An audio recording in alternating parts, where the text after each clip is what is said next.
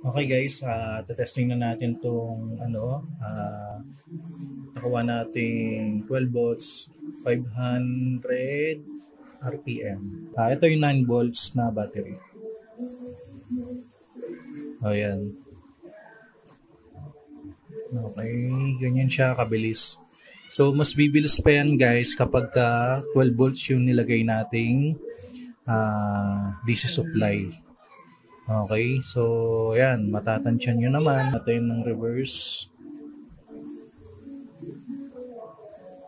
Yan.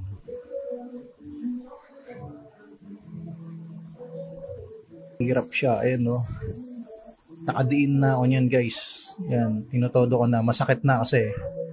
Masakit na sa kamay. Yan. So ang ganda niya guys, solid. Ayos. So kung saan ito nabibili ay nasa link in description.